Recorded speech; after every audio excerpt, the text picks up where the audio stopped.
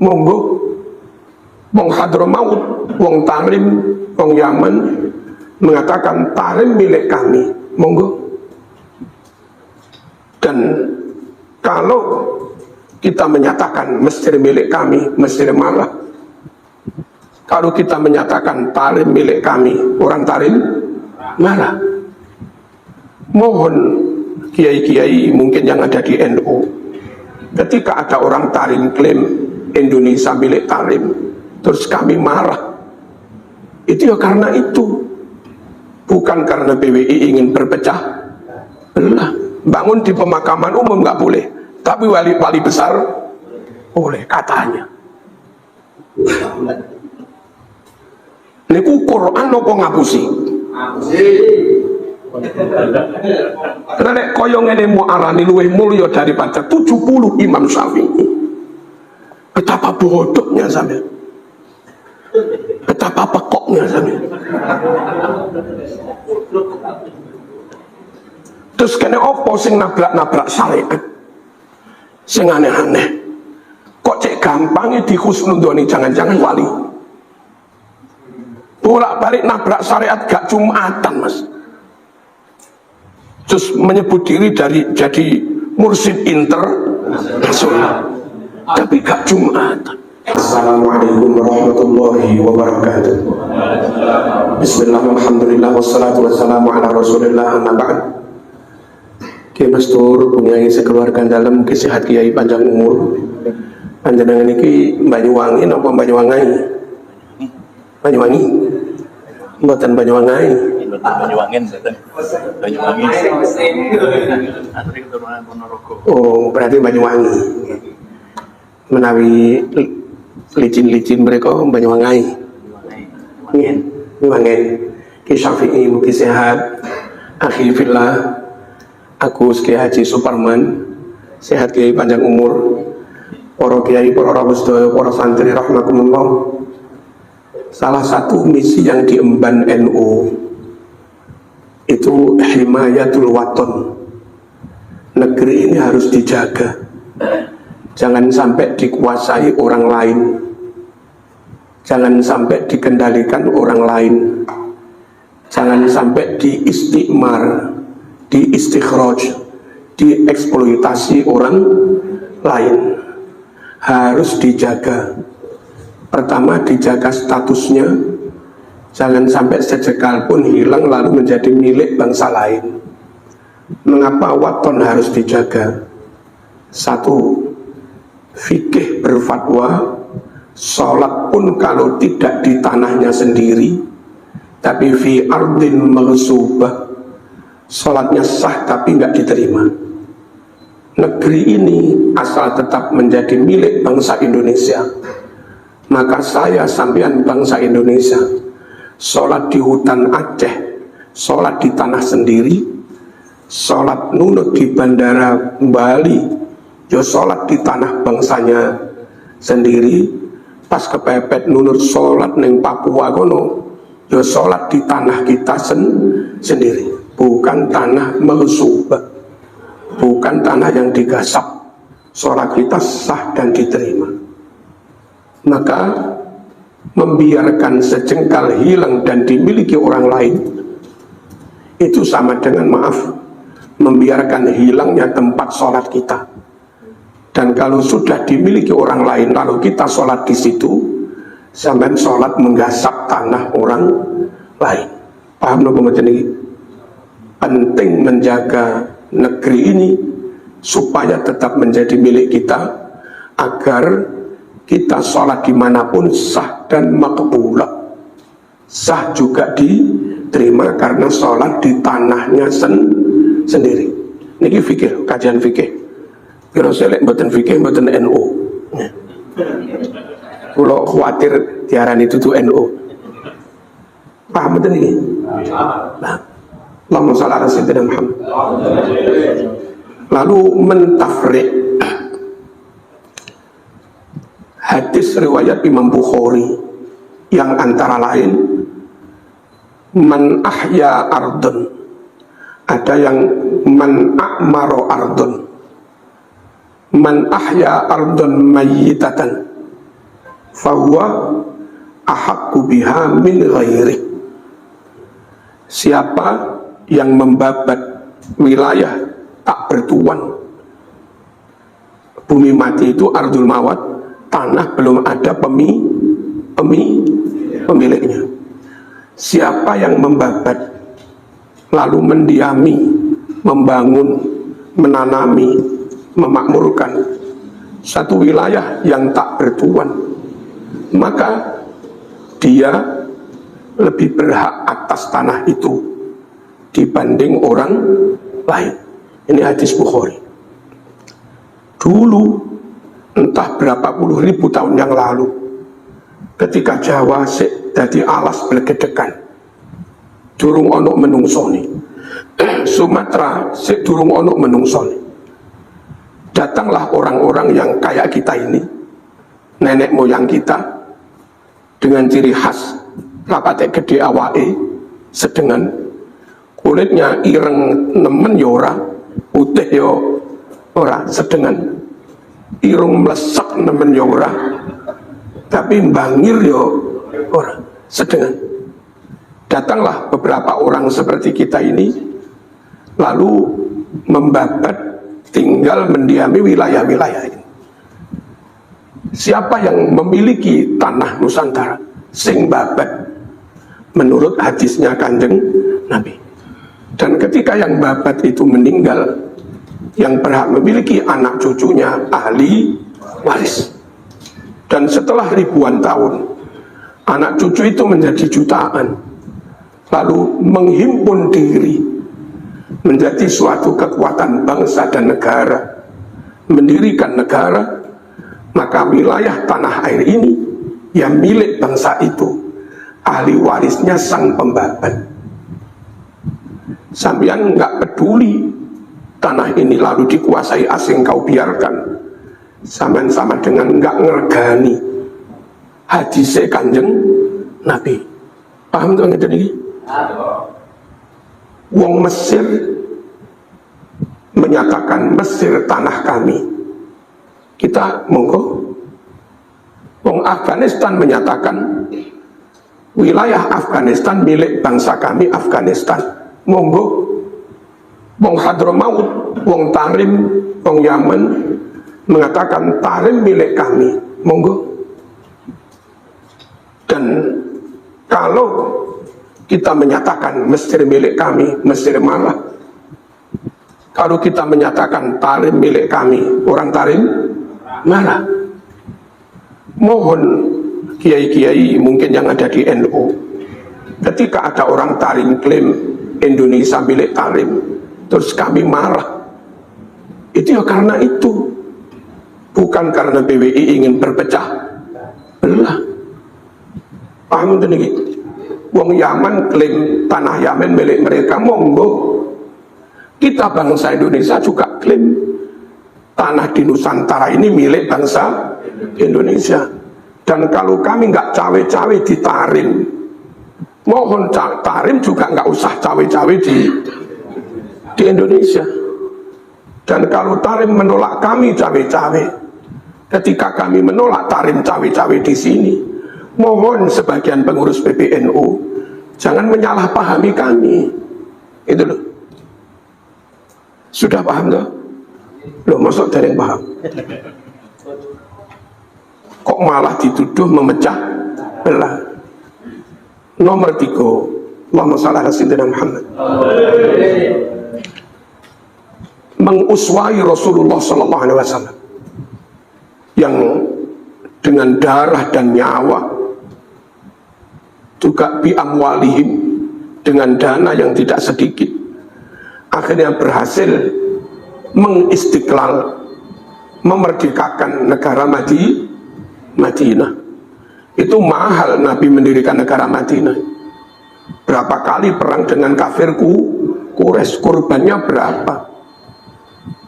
2 hari yang lalu saya ngaji kepada anak-anak, ngaji Irsyadul Ibad, bab tentang infak fi sabilillah. Ini pas Yaumil Usroh, perang tapi pas krisis, nggak ada dana. Lalu Kanjeng Nabi pengumuman, sapa sing nyumbang? Utsman itu dalam catatan pernah nyumbang 100 unta, pernah nyumbang 1000 unta. 1000 unta itu pirang miliar. Abdurrahman bin Auf itu kuraan dagang dari Syam dibawa ke Madinah, entah berapa ribu unta itu pasukan dagang disumbangkan. Negara Madinah berdiri dengan dana yang sangat besar, korban nyawa juga banyak, belum hizibnya itu, belum yang lain-lain. Maka setelah merdeka berdasar Mitsaqul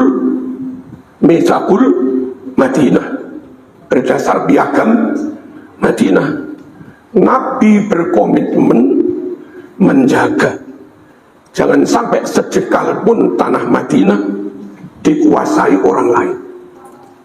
Dan yang dijaga Nabi bukan hanya daerah yang kebetulan mayoritas muslim.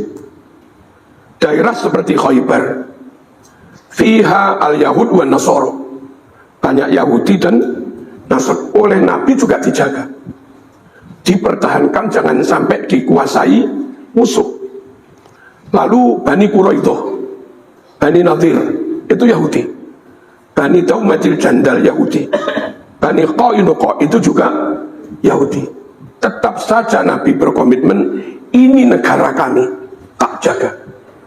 Ketika pasukan kafir Quraisy menyerang, masuknya kira-kira yang akan terserang wilayah mayoritas Islam, Nabi segera pukul mereka. Dan ketika kafir Quraisy masuk wilayah Khaybar mayoritas Yahudi Kristen, tetap saja Nabi pukul musuh itu. Ini perangnya sudah bukan lagi semata-mata perang agama, tapi perang kepentingan bangsa. Nggak pernah Nabi itu punya kebijakan, wong kafir Quraisy nyerang nyerang Bani Nadir, jarno wis ben mate bisa. Enggak. Bani Nadir yang hampir full Yahudi, kok diserang Quraisy, itu pukul musuh. Yang tinggal orang Quraisy, kok orang Quraisy, orang Yahudi. Tapi itu tanah kami. Tanah kami perjuangan dengan nyawa dan darah. Terus kami Nabi kalaupun sholat di situ, sholat kami tidak di tanah gasapan, sholatnya sah juga diterima. Nabi memandang negara tidak hanya dipandang yang mayoritas Islam, yang dijaga, dihimayat oleh Nabi tidak hanya wilayah yang mayoritas Islam, tapi juga wilayah mayoritas non-Muslim. Kalau Nabi seperti itu, apa salahnya kita juga berkomitmen kewajiban kita menjaga Papua sama dengan kewajiban kita menjaga Lampung yang mayoritas Islam. Paham itu nih? Kok begitu meniru Kanjeng Nabi?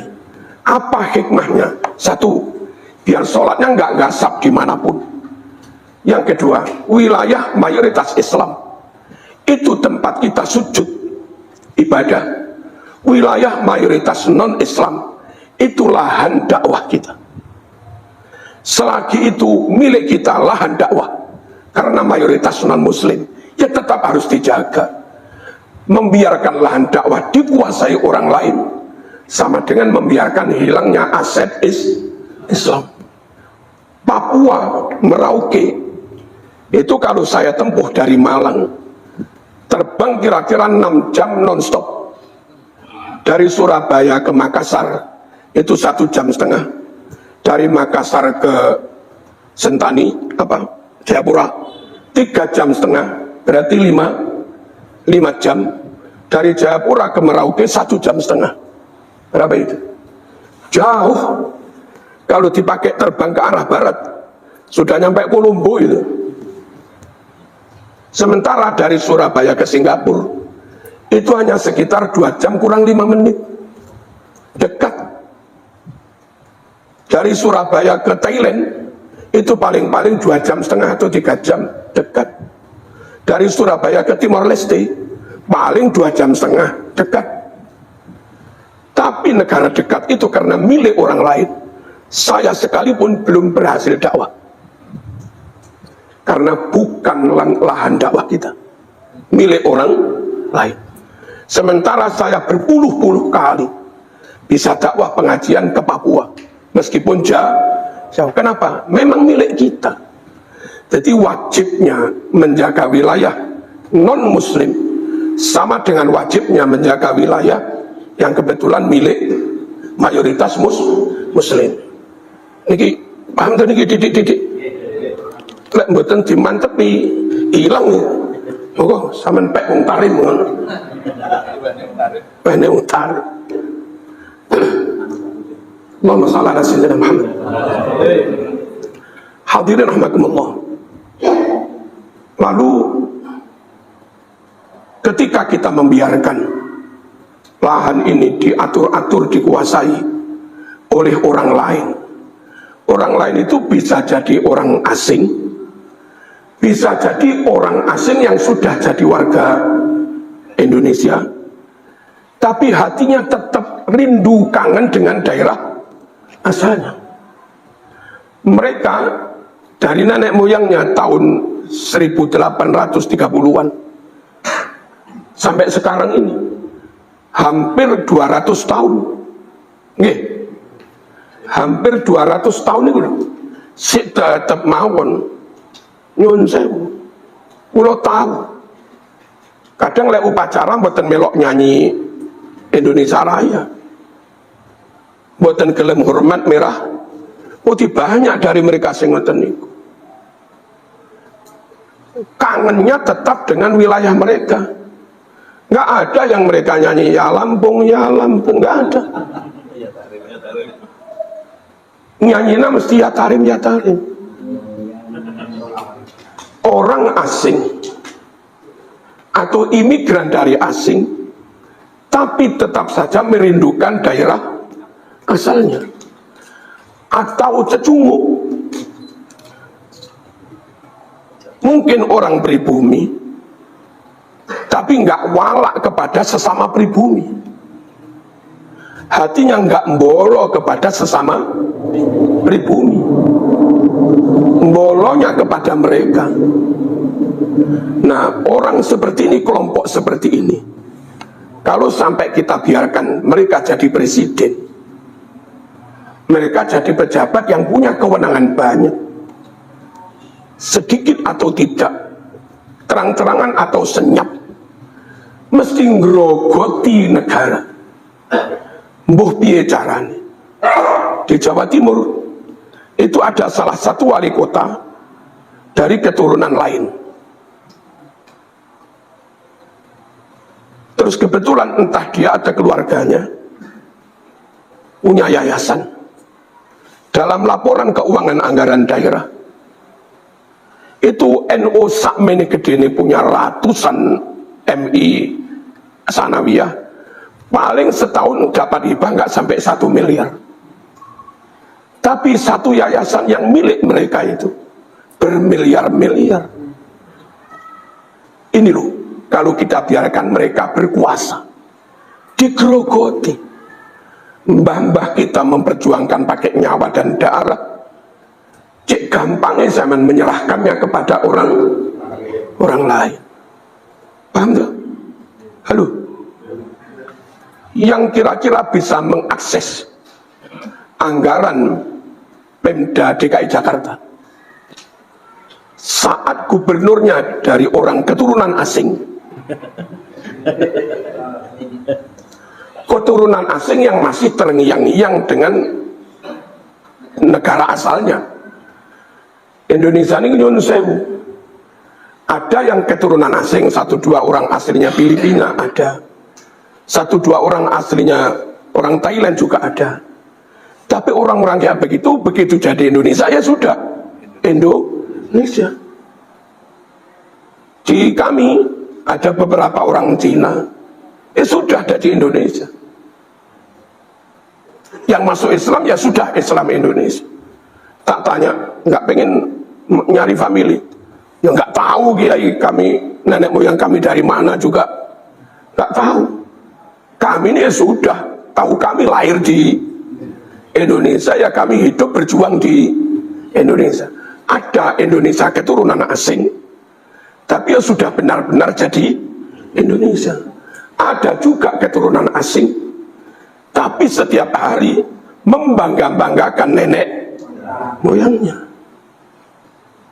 Ada apa enggak ngoten niku?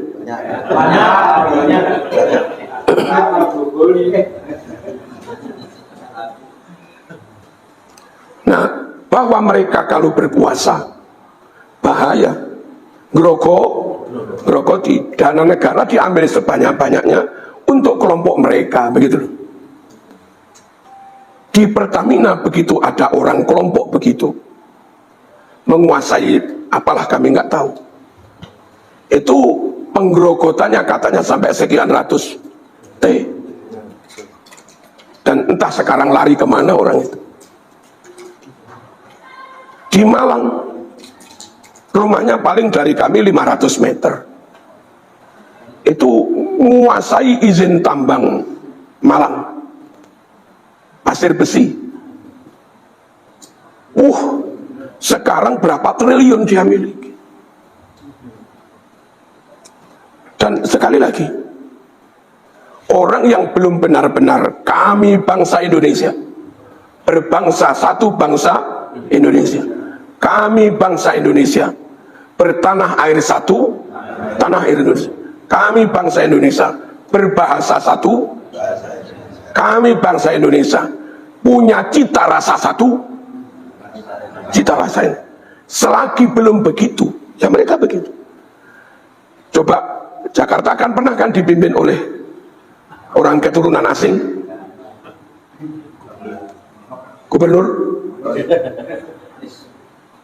ada NU, terus ada apa? 212. Apa? FPI.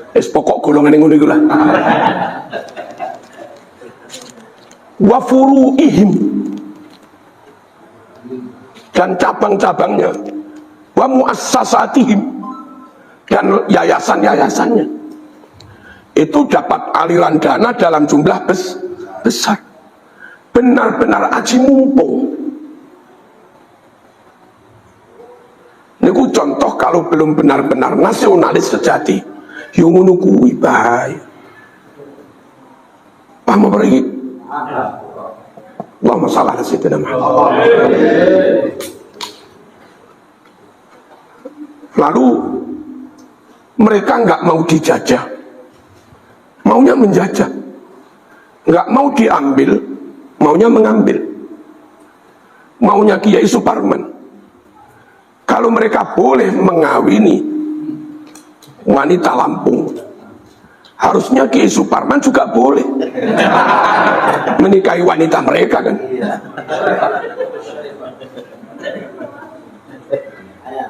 Tapi mereka punya aturan fikih sendiri, yang entah dalilnya dari mana kami nggak tahu. Haram, kata mereka, syarifah dinikahi ahwal, dinikahi ajam. Dan kalau sampai ada ahwal nikah dengan syarifah, dosa besar. Sampai mati nggak akan diampuni, kecuali bisa mengembalikan. Itulah mereka.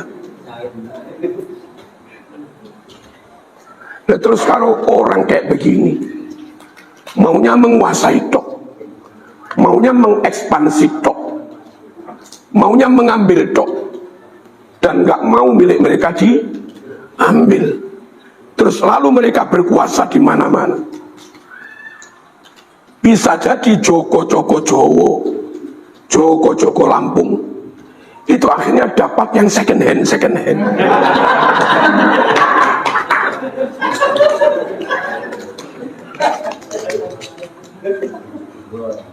Ini di HP saya, mungkin sudah di YouTube. Ada salah satu menghadap ke Gus Saikhur Rizal, Ketua PWI Jawa Timur, ingin memberikan testimoni, tapi minta dilindungi. Dia itu orang yang bertahun-tahun bertugas Jadi, yuk kan murid saya. Murid wajib manut guru, nggih. Murid wajib manut perintah guru, nggih. Akhirnya status jadi murid itu, mau nggak mau si murid yang laporan ke Gus Saiful Rizal itu sekian kali disuruh nyarikan perawan pribumi, umurnya harus di bawah 25 tahun.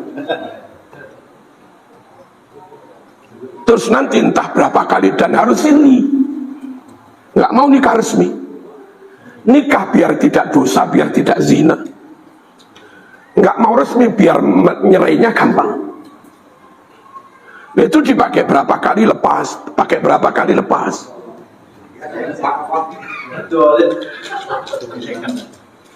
Terus kalau hamil, katanya Gus Saiful Rizal itu suruh menggugurkan janin.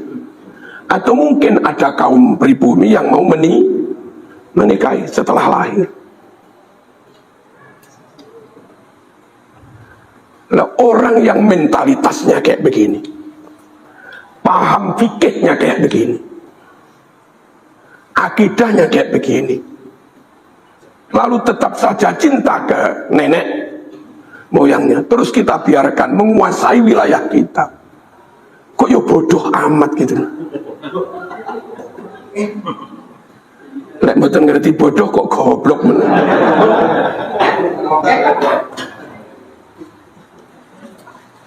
Paham dah? Tapi kami juga bingung.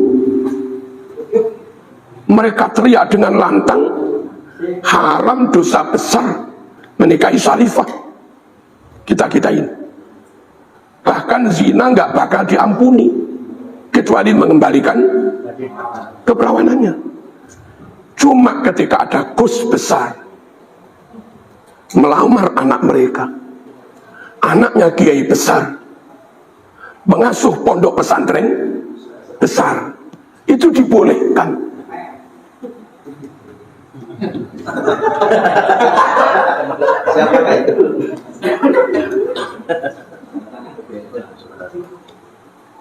Saya khawatir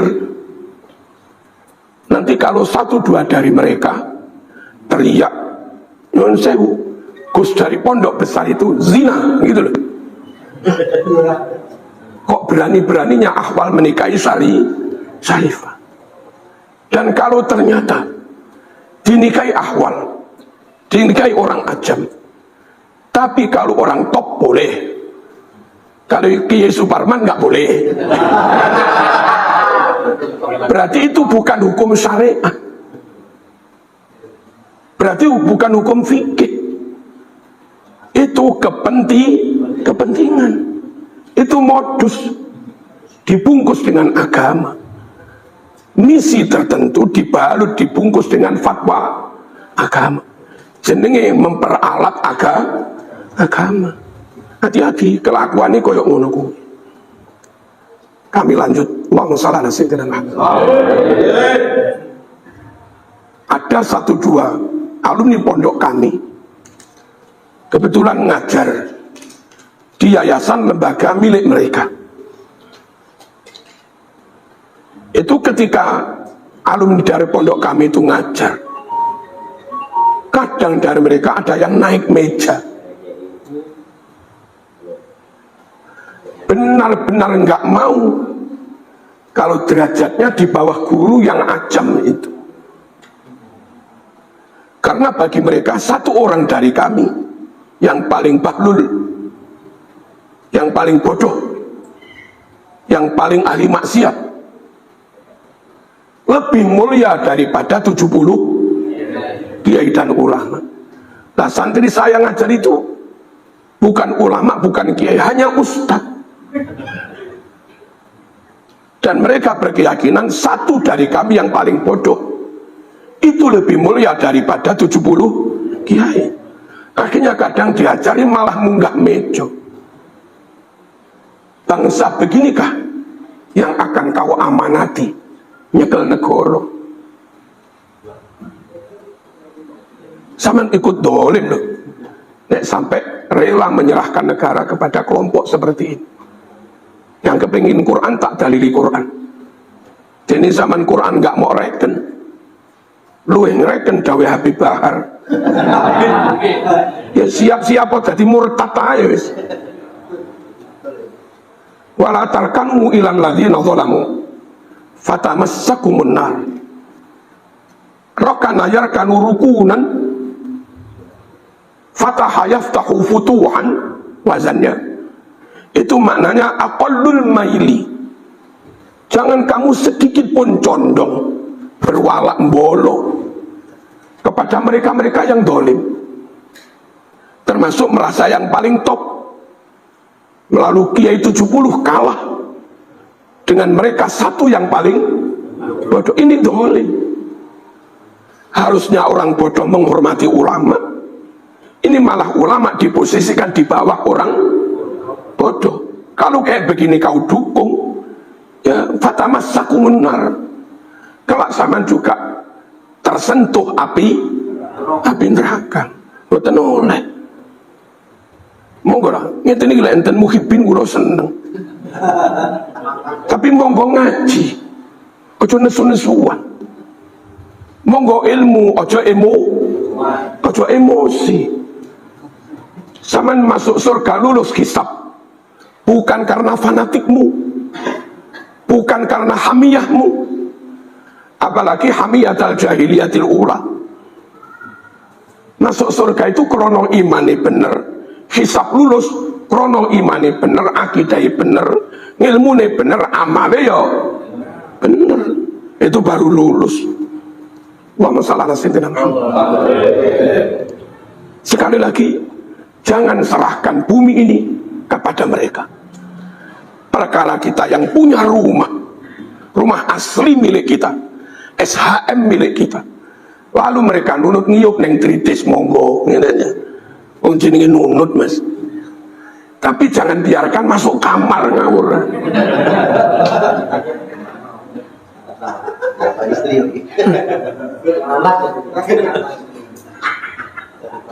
Saya nggak rela 70 Mbah Hashim, 70 Mbah Wahab dikatakan lebih rendah daripada satu Habib Bahar.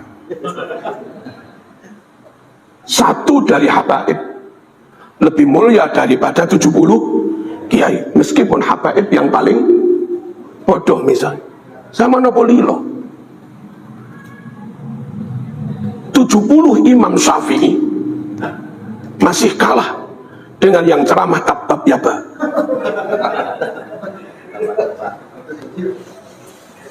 Napa niku? Ceramah napa niku? HP ku ngendi? HP ngendi?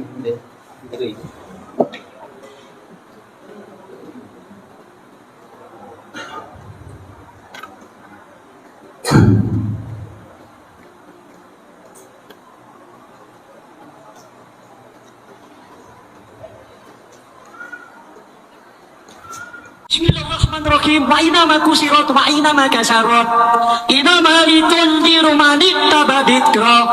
Asyhadu an la ilaha illallah Muhammad. Tatat yada pirapi matap.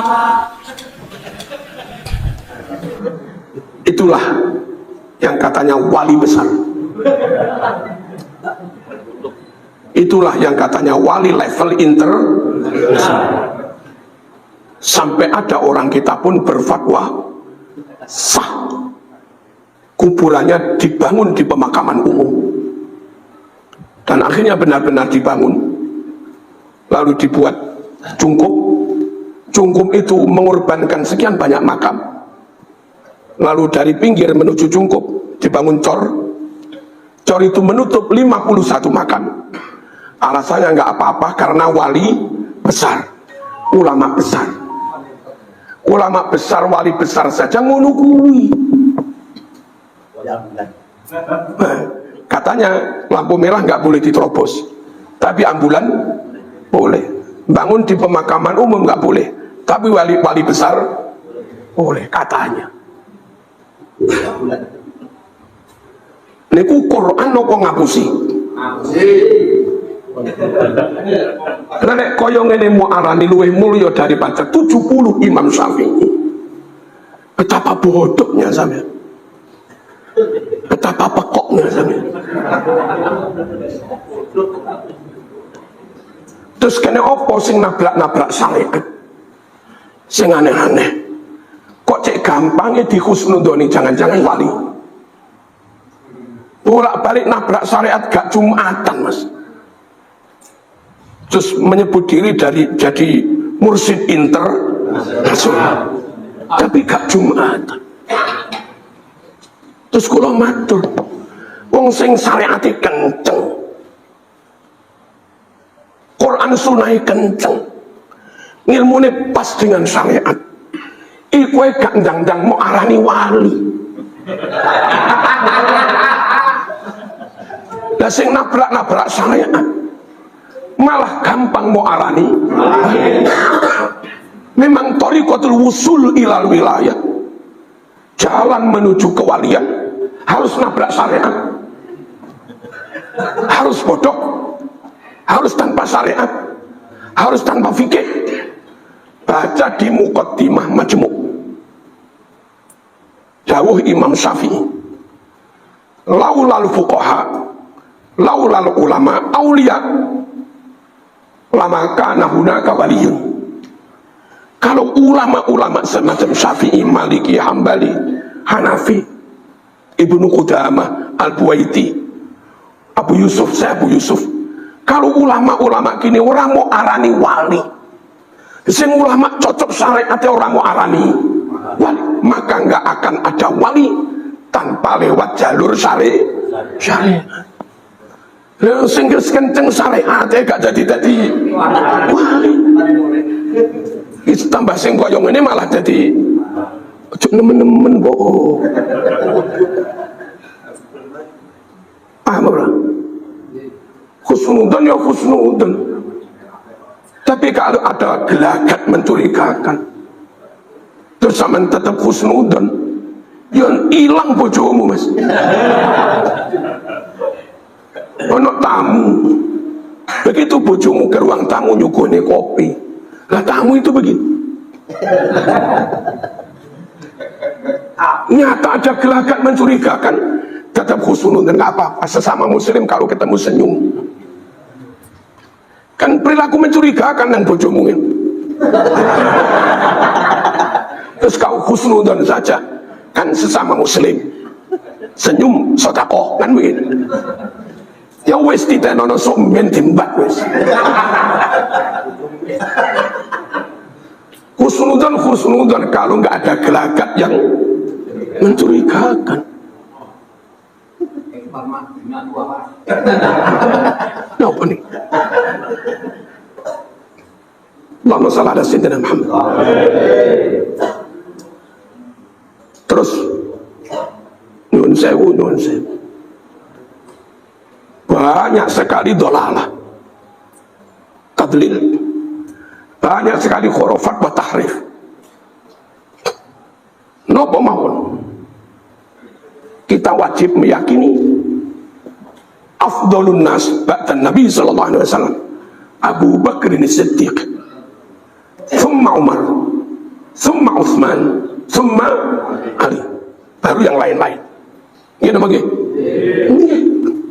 Sama nek gak ngono dudu Ahlus Sunnah wal Jamaah. Tapi mereka dan kita kecolongan di buya. Afdalun nasi ahlul bait wa afdalu ahlil baiti alu ba'alawi.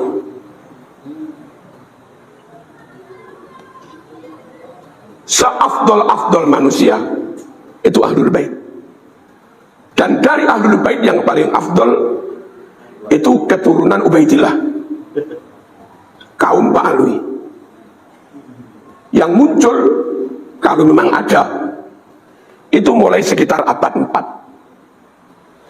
Ahlul bait sebelum itu ada Imam Baqir, ada Imam Ja'far as-Shadiq, ada Imam Ali Zainul Abidin, ada Imam Husain, ada Imam Hasan, ada Ali bin Abi Thalib, ada Siti Fatimah.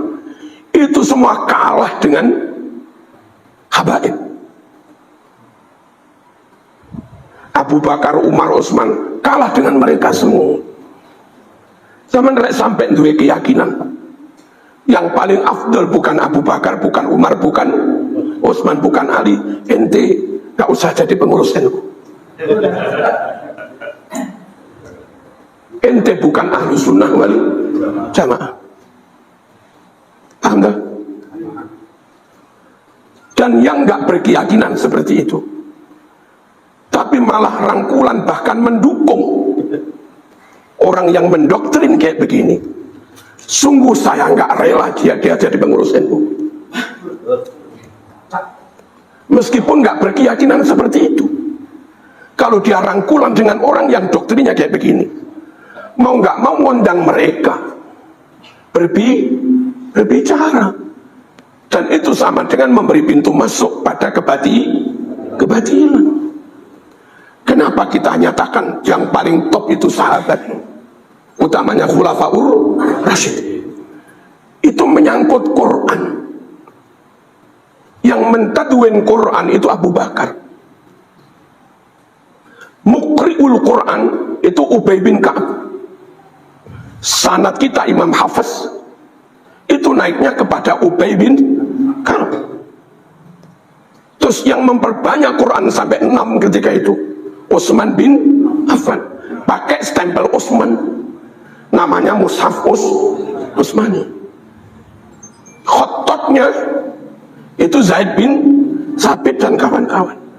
Sungguh at-ta'nu fis sahabah itu at-ta'nu fil Quran.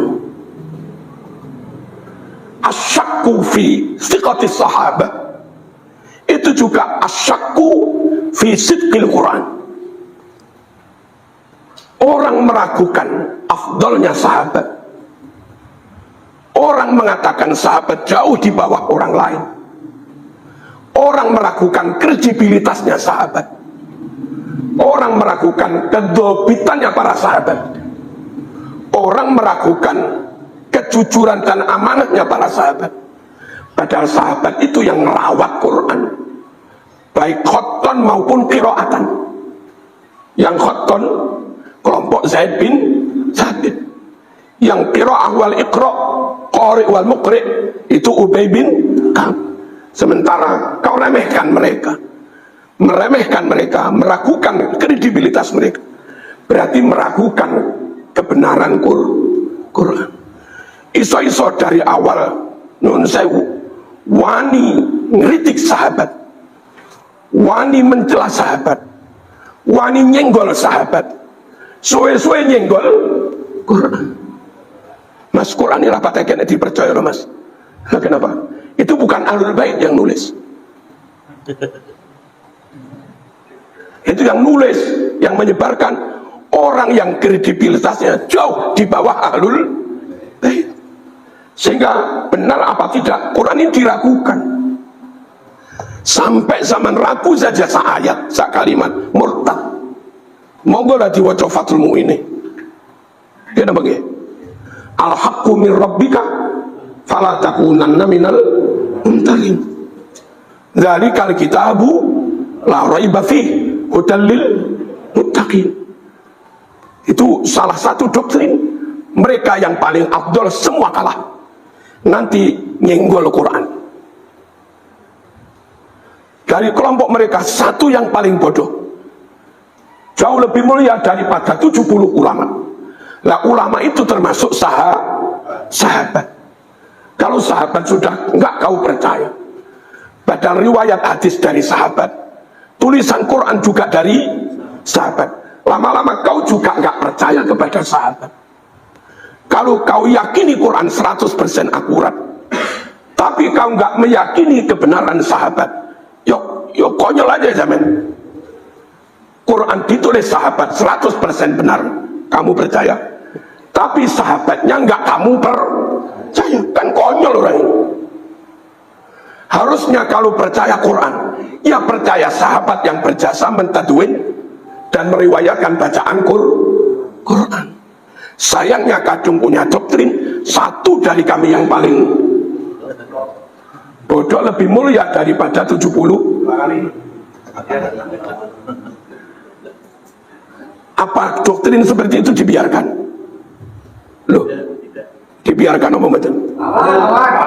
Terus kalau kami nyun sewu merot menyanggah doktrin seperti ini kami dalam rangka membela Ahlus Sunnah wal Jamaah, atau kami seperti tuduhanmu Mbah Yai, katanya kami memecah belah? Mohon Mbah Yai yang dawuh, katanya kami memecah belah, padahal yang kami lakukan itu merot doktrin yang sesat. Lah nunggu panjenengan mengerot, yo nggak ngerot.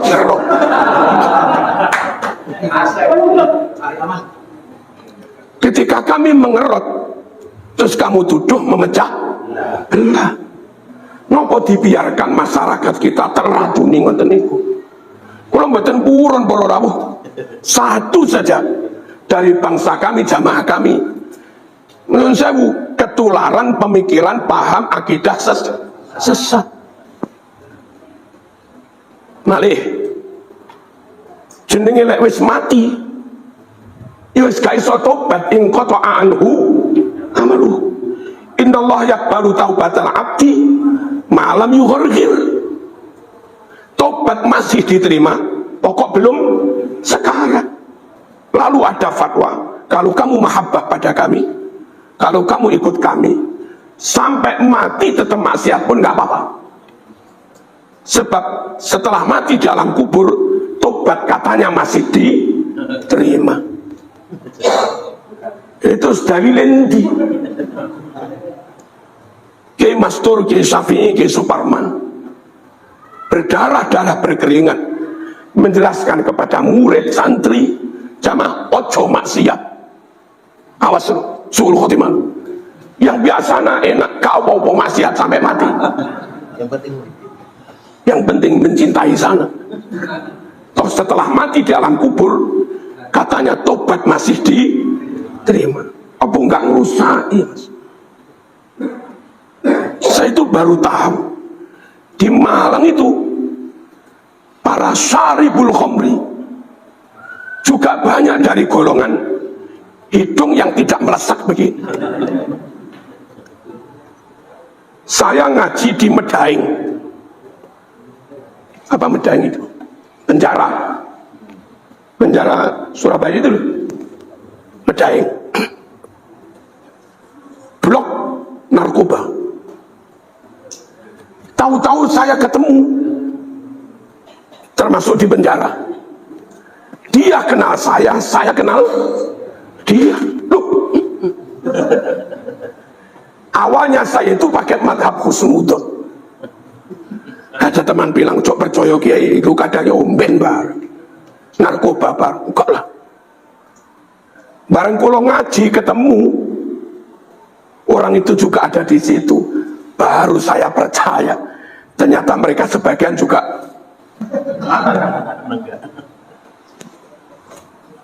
narkoba juga. Kenapa berani maksiat? Sudah mati pun tobat masih bisa diterima. Sesat orang ini, sesat. Ayo selamatkan agama. Allahumma shalli ala sayyidina Muhammad. Terus nyuwun sewu, suaminya mati, jarak sekian bulan, istrinya yang janda hamil lagi. Kalau saya ditanya, kok bisa hamil? Ya hamil dari laki-laki lain. Tapi kata mereka, saking lek pengen husnudon pada ndorone, husnudon pada majikannya, bukan itu, bukan hamil kumpul dengan orang lain. Itu suaminya yang sudah mati itu hidup kembali, muncul dari alam kubur, pulang ke rumah, jima bojone sampai hamil. Cerita-cerita begini lah, Mas. Kalau tetap saja nyuwun sewu nggak dirot, kasihan umat. Amar ma'ruf nahi mungkar jadi buyar. Ini kok gimana ini, kok tahu-tahu hamil, dihamili malaikat, selesai. Kalau kita katakan sesat, itu aja gitu. Ini dihamili jin muslim, ojo percaya gitu. Misalnya malah kemarin Syekh Abdul Qadir Jilani datang ngumpuli saya sampai hamil. Ojo percaya. Ya bohong. Terus ini kesaksian orang perempuan nikah dengan mereka sekitar 6 tahun sampai punya 2 anak cerai. Lalu di podcast, gimana pengalaman selama 6 tahun? Katanya nggak pernah sholat. Malam cobaan ikut ya nana. Itu nggak taunya kadang kelakuannya ngono-ngono. Ngambung tangan ini mending ngambung tangan ini jelas. Yo gelem mulang yo iso maca kitab tenan. Karuan yo gelem ngimami tenan. Senajan ra duwe coba. Senajan sarunge ngepil gak masalah. Iki kesaksian bojone, Mas. Terus kata istrinya, gimana kalau Jumatan? Enggak juga. Kalau ditanya, katanya Jumatan di Mekah. Kami itu kedatangan tamu hari Jumat berapa kali? Ya mesti tak tanya loh. Kok jam segini sudah nyampe pondok? Jumatan di mana? Jumatan di Mekah. Kata saya, ya anjen gak Jumatan. Kalau nggak Jumatan di sini memang tidak Jumatan. Di Mekah nggak mungkin. Lampung Jumatan jam 12:30. Mekah sih jam 8:30. Durung manjing. Andai dia dengan ngelipat bumi set nyampe. Di sana ya belum Jumatan, durung azan. Ojo gelem dengan doktrin-doktrin. Ayo selamatkan umat gitu loh. Nabi sedo ninggali warisan ilmu, bukan yang lain-lain. Ala innal anbiya lam yuwarrithu dirhaman wala dinaron wa innama warasu al-ilma faman akhadahu faqad akhadha bihadzin wafir. Yang namanya pewaris Nabi itu ya para ulama yang mewarisi ilmu. Ingatlah, para Nabi itu wafat tidak mewariskan dinar maupun dirham, tapi yang mereka wariskan ilmu. Siapa yang ambil ilmu paling banyak, yaitu ahli warisnya Kanjeng Nabi. Hari ini ilmu dikangkangi oleh nyun sewu, klaim nasab. Pokok punya nasab itu katanya paling bodoh sekalipun itu lebih harus dihormati daripada 70 orang yang berilmu. La Quran yarfa'illahu alladzina amanu minkum walladzina utul ilma darajat. Akrimul ulama fa innal ulama warathatul anbiya faman akramahum faqad akramallaha wa rasulah, dan yang lain-lain. Ayo, kita nggak ingin benci pada siapapun, kita siap berukhuwah dengan siapapun, tapi kami nggak ingin ukhuwah sekedar jadi modus untuk ngerogoti akidah. Mboten usah bahas mboten, monggo jaga persatuan, baik menjaga persatuan ini, tapi jangan atas nama menjaga persatuan lalu membiarkan kebatilan. Dan kalau kami menentang kebatilan, jangan tuduh kami memecah belah. Harusnya yang kamu tuduh memecah belah itu yang menyebar kebatilan itu. Lah kok kasar? Yang kasar siapa? Sekereng-kereng kayak Suparman. Nggak pernah mengatakan Habib Lutfi buta mata buta hati. Nggak pernah. Pernah? Nggak pernah. Tapi mereka nggak pernah kau tuduh kasar. Mereka nggak pernah kau tuduh memecah belah. Wahai PBNU. Karena surat-suratnya dari PBNU. Kalaupun mereka nggak pernah kau tuduh memecah belah, seramah-ramah mereka, selembut-lembut mereka, kayak apapun mereka kau sebut berakhlakul karimah, Nyatanya jejak digital masih mencatat, mereka mengatakan sampai mati haram ikut Ansor, apalagi Banser. Ada? Ada. Islam Nusantara, Islam sesat, kafir. Ada? Kiai Ma'ruf Amin, Kiai anjing, Kiai babi. Ada? Ada. Mbah Hasyim As'ali, bodoh, nol. Ada? Ada. Wahai PBNU, beginikah yang kau sanjung-sanjung berakhlakul karimah?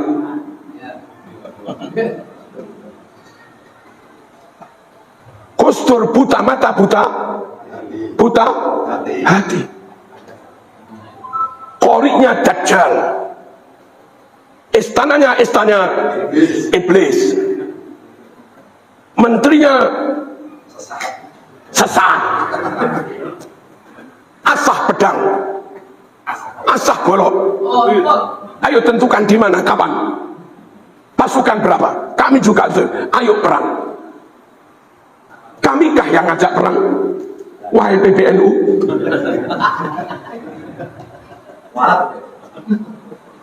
masalahnya kami nggak rela negeri ini diklaim orang lain.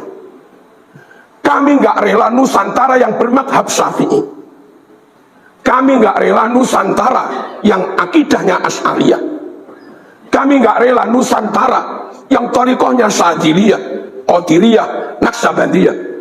Kami nggak rela Nusantara yang nyun sewu didesain dakwahnya oleh Wali Songo.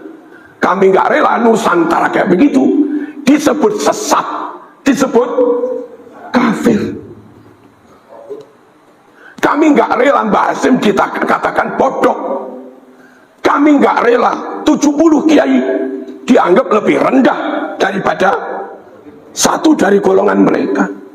Kami nggak rela kepala kiai yang bersorban lebih hina daripada kaki mereka yang paling ahli maksiat dan yang lain-lain.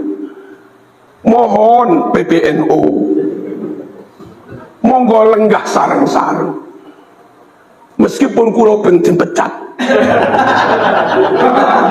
lek ngersakaken lenggah sareng-sareng kulo tasik ndugi. Mboten usah mikir tiket kulo tak budal dhewe. Monggo cocok-cocokan padha penake. Sakjane karepe Kiai Mat iku apa sih? Sakjane karepe Gus Abbas iku apa sih? Sakjane karepe Kiai Suparman apa sih? Ada masalah apa? Dan itu masalah tenan real atau kayak apa? Monggo kempal. Dan kami juga siap ngundang mantan mukibin.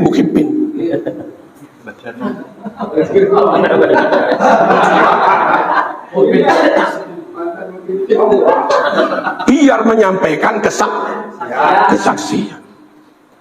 Terus setelah itu monggo berbareng-bareng, baik NU yang jamaah seperti kita maupun NU yang jam'iyah, NU yang akar rumput, NU yang pengurus, monggo melakukan langkah-langkah program untuk menyelamatkan tanah air, menyelamatkan bangsa, dan menyelamatkan akidah. Niku mawon, boten kakean aneh-aneh, boten. Menawi tetap ngarani saya Kiai Suparman diarani memecah belah umat, monggo lenggah sareng. Kami melakukan apa kok disebut memecah belah umat? Kami punya gerakan bawah tanah kah? Atau kami punya backing kah? Atau punya misi kah? Selain untuk misi Nahdlatul Ulama, monggo lenggah sareng-sareng. Daripada sekedar nuduh-nuduh dari jauh tanpa pernah tabayun. Dan mohon PBNU, tabayun ojo dicelamah netok.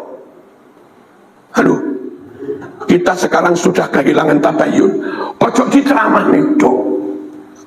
Monggo lenggah sareng-sareng ben podo penake. Betul toh? PWI siap toh dijak lungguh bareng.